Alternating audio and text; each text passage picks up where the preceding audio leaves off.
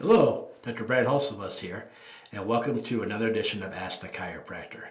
Ask the Chiropractor is my little podcast that I do when someone has a question about chiropractic or chiropractic care. I try to answer. I'm a chiropractor here in Rockford, Illinois. I'm a proud graduate of Palmer College of Chiropractic, and I'm happy to be the team chiropractor of the Rockford Ice Hogs. Let's dive into it.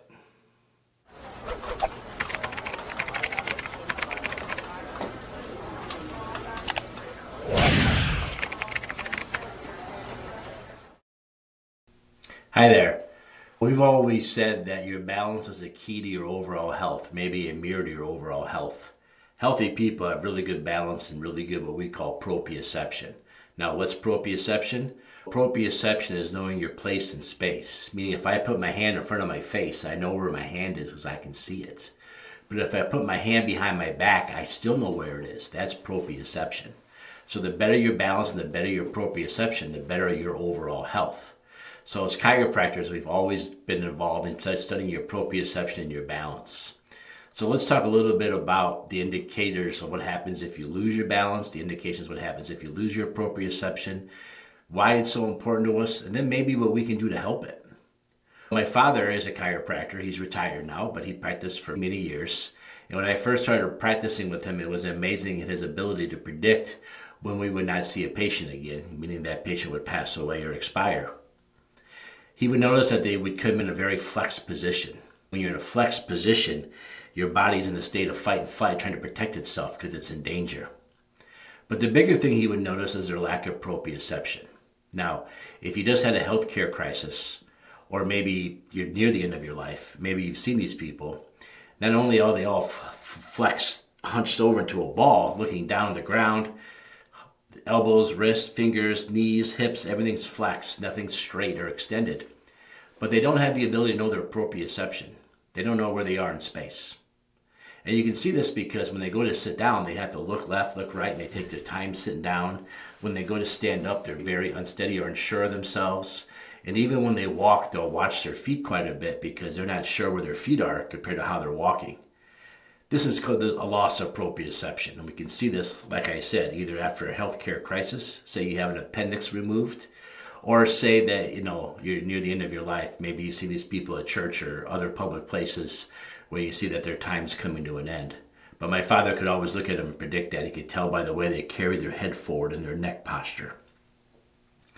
So when we talk about balance, as a chiropractor, we're very curious about this. We're watching you walk. We watch you how you get on and off the table, how you get off the bench and walk to the table. These are all big clues to us. The other areas we look at is when we x-ray your spine, we'll look at the top two bones in your neck, your C1, your C2, atlas and axis they're called. These ones not only innervate the ears, which have a lot to do with balance, but they also directly affect the brainstem. You see, your brainstem's your cerebellum, and that's kind of like your switchboard. Your nerves go up your spine to your cerebellum, to your brain, to your cerebellum, down your spinal cord, and out. When you have cerebellar problems, the stress on your cerebellum, you basically feel like a DUI test. So the tests that we use to check your cerebellum are the same ones a police officer will use if you get pulled over for suspected drinking and driving. Now, I've never been pulled over, but I've seen enough TV shows and cops to know what this is all about. You'll see them try to walk a straight line. When we do a cerebellar test, we try to have you walk a straight line. You'll see them tilt their head back and try to send their arm out and touch their nose with both hands and see how they do. Those are all midbrain cerebellar tests. So this is the part that gets impaired. So you kind of have an idea.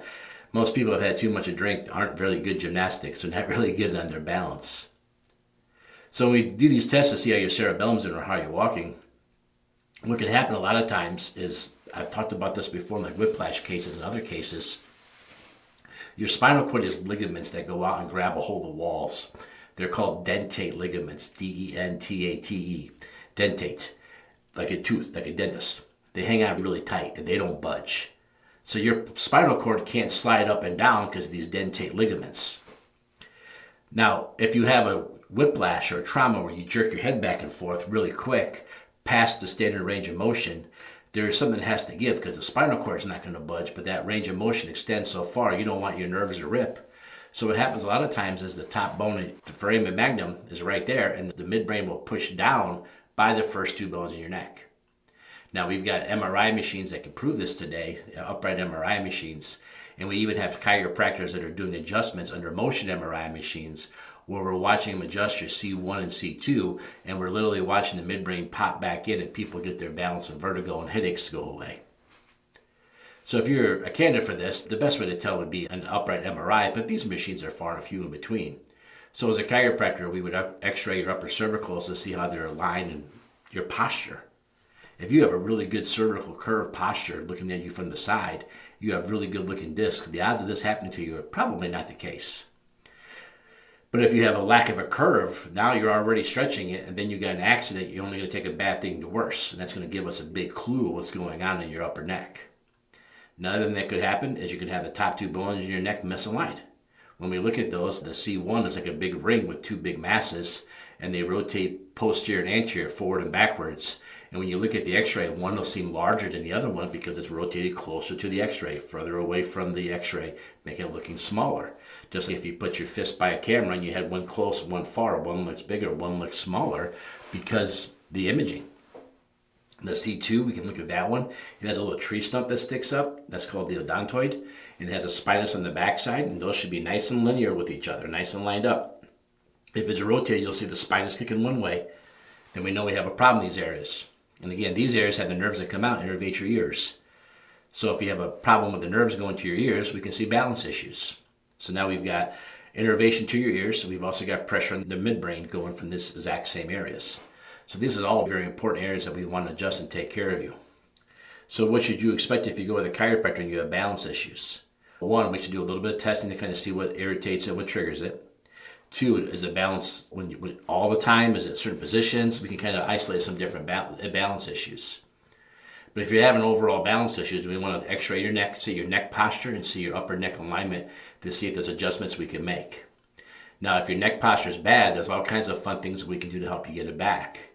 In this office, we do some tractioning where you lay on a pillow at home and try to get your neck curve back. A lot of shoulder exercises because as your shoulder goes, so does the neck posture.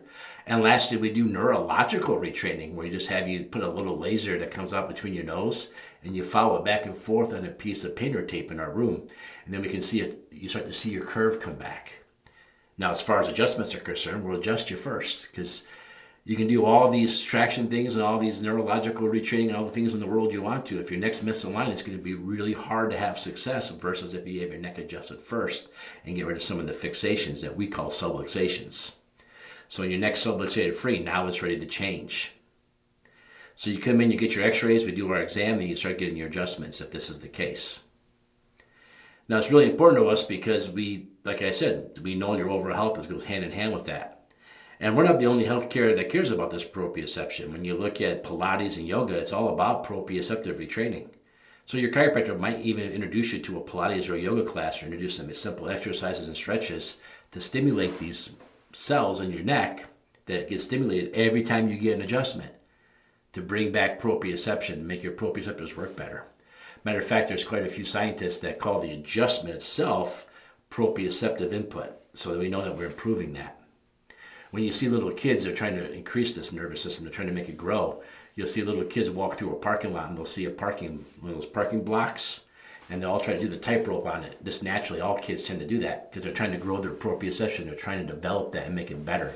That's why these playgrounds where they climb and jump over things, and me as a kid climbing trees and stuff like that, it was all about increasing that proprioception and make my nervous system stronger and better and fire more. So proprioception is really big. Now there's other types of balance issues. We could talk a couple of them. You have benign positional vertigo. That's a lot of times has to do with crystals in your ears. And we'll find that out right away because you'll be in our table, you'll be fine, we'll bring the table down and you tell me you're dizzy. Then we'll bring the table up and you tell me now you're worse again. And that's a lot of times we can help with that too. There's a couple of procedures we've learned that we can guide you through those in order to help you with those too. But there's lots and lots of calls for vertigo and dizziness. But chiropractic has had a lot of good luck with lots of them. And in the long term, the biggest reason we worry about balance is because when you get older, one of the most common things that happen to older people is they fall. And when they fall and break something, then their health rapidly deteriorates and we tend to lose them pretty quickly. So we don't want to see that happen. We don't want to see you fall and hurt yourself. So we want to be able to get you adjustments and help you out. And as a holistic CCWP, a certified chiropractic wellness practitioner, we have other cool tips for you too. If you're a male over the age of 40 after you do isometric exercises where you just work real slow and steady with weights, or maybe landscaping when you're outside pulling weeds and stuff or planting things, raking leaves. If you have a recovery drink of an undenatured whey protein, that will not only help your muscles heal. And the hockey team I take care of after they're done skating, playing a game, they drink whey protein. So not only does it help with recovery, not only is whey protein wake up and stimulate your glutathione, which protects your DNA caps, and also is a great detoxer of heavy metals and toxins in your system to help your neurology heal and repair itself. But it also stimulates the development of fast twitch muscle fibers. And as males, when we hit the age of 40, our fast twitch muscle fibers can deteriorate. So having the undenatured whey protein after you exercise, you help regrow those fast twitch muscle fibers. In return, 40 years later, it makes you less of a fall risk. So every time after I work out, I do my undenatured whey protein in order to keep my fast twitch muscle fibers, not today when I'm 50, but 30 years from now when I'm 80, I'm more worried about. So we have all kinds of tips and tricks for you if you have imbalance issues. Sometimes it has to get worse before it gets better. A lot of times people come in and say, I wasn't that dizzy, now you adjusted me, now I'm worse. That's not a weird thing. Not an always thing, not by any means, but it's not a weird thing to have that happen. When the neurology has to reprogram and reset. And a lot of times initially, right after you're adjusted now, and you come up, you're a little lightheaded, dizzy. That's the coolest thing in the world because Dr. Longyear down in Jacksonville, Florida, has proven that's just your spinal fluid regenerating and you're like resetting. When your spinal fluid doesn't regenerate, that's some of the things we see with the CTE, the athletes with the concussion stuff. So if you've had a head injury and you're having vertigo issues later, it's really important to get your neck checked by a chiropractor. Chiropractors are secretly leading the field in concussion care. Maybe not diagnosis or prevention, but concussion care. We're leading the field with that. All the top athletes and vets and stuff are all going to chiropractors to get relief from that stuff. So make sure you seek us out. All right, everybody, if you have a question about chiropractic or chiropractic care, make sure you ask a chiropractor. Thanks, everybody.